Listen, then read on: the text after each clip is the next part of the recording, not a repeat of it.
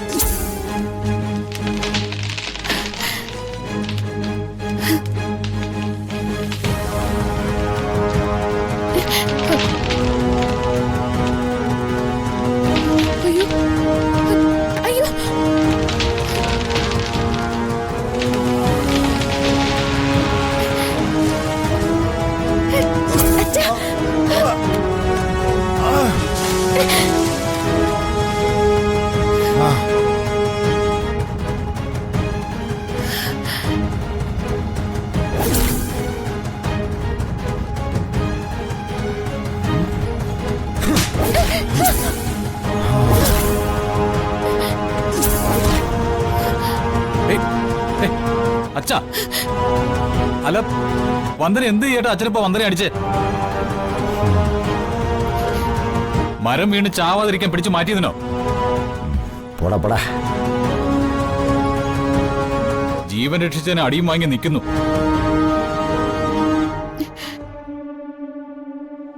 ഇതിനേക്കാൾ ഈ മരച്ചില് വീഴട്ടെന്ന് കരുതി കൂടായിരുന്നോ നിനക്ക്?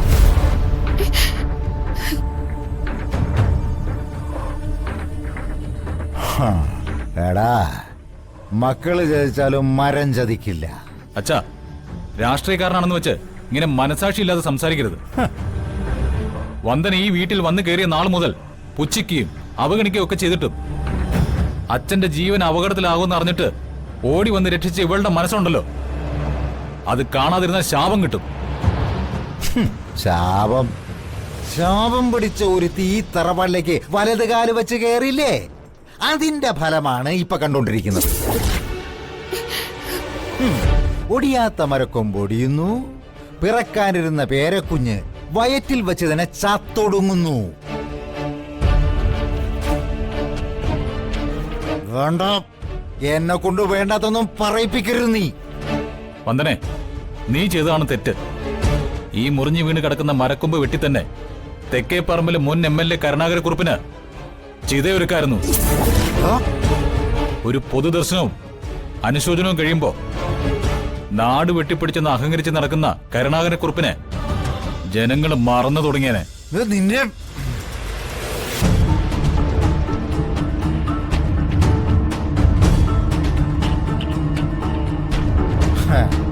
എന്റെ ചിതേരിയാൻ കാത്തിരിക്കുകയാണ് നീയെന്ന് എനിക്കിപ്പം മനസ്സിലാടാ.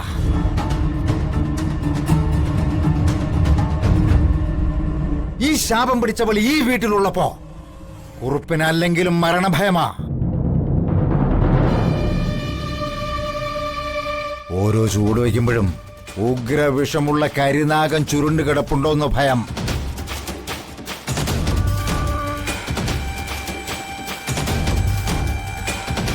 മോനെ, നിനക്ക് അച്ഛന്റെ വക ഒരു ഉപദേശം തരാം.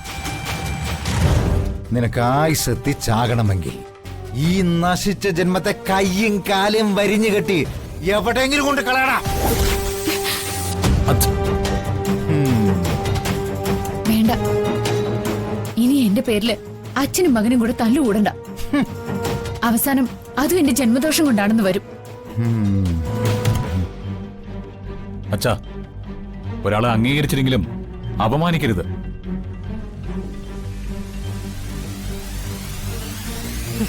അമ്മേ, അമ്മയ്ക്കിപ്പോ സമാധാനമായല്ലോ. ഇപ്പൊ അച്ഛനും ഏട്ടനും തമ്മിൽ ഏറ്റുമുട്ടാനും തുടങ്ങി.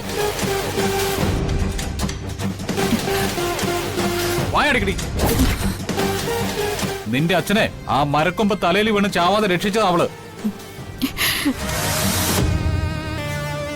എന്തെങ്കിലും പറ്റിയേട്ടാ?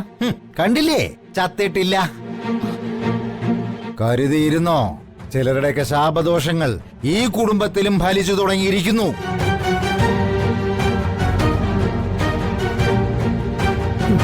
ഇനി എന്തൊക്കെ സംഭവിക്കുന്നു ആലോചിക്കുമ്പോ പേടിയാവുക. താലികെട്ടാൻ വന്ന രാജീവും പെരുവഴിയിൽ ചത്തു വീണു. കൂട്ടത്തിലെ തള്ളയും ചത്തു.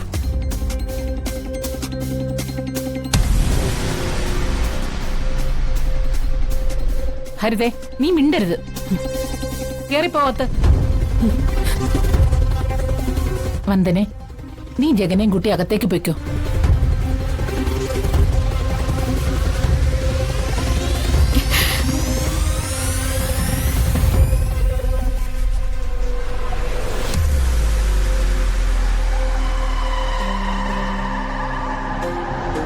ഇങ്ങോട്ട് വാടി, നടക്ക. കുറച്ച് കൂടുന്നുണ്ട്. ഇതിലും ഭേദം ഈ മരക്കൊമ്പ് തലയിൽ വീണ് ചത്താ മതിയായിരുന്നു. മരക്കൊമ്പ് വെട്ടി വീഴ്ത്തി കുറുപ്പിനെ കൊല്ലാൻ ശ്രമിച്ചു. അത് പ്രതിപക്ഷം ഇപ്പൊ തന്നെ ന്യൂസാക്കിയനെ. അതിനിടയിൽ ആ രാജീവിന്റെ തള്ളയുടെയും മരണം ഹരിതമോൾ എന്തിനാ എടുത്തിട്ടത്? ദൈവമേ, ഇനി പാദങ്ങാനും പൊങ്ങി വരുമോ?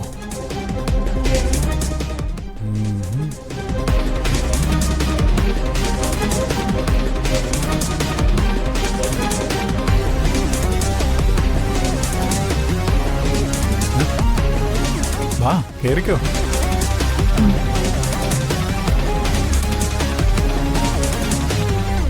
എന്താ ചന്ദ്രു മുഖത്തൊരു ഭയമുള്ളതുപോലെ? ഒന്നുമില്ല മാധവേട്ട. മാധവേട്ടന് വെറുതെ തോന്നുന്നതാ. ആ, ക്ഷത്രിയ രക്തമല്ലേ, അത്ര പെട്ടെന്നൊന്നും പേടിക്കില്ലെന്ന് എനിക്കറിയാം. ആ, ഞാൻ ചോദിച്ചെന്നേ ഉള്ളൂ. കേറ്.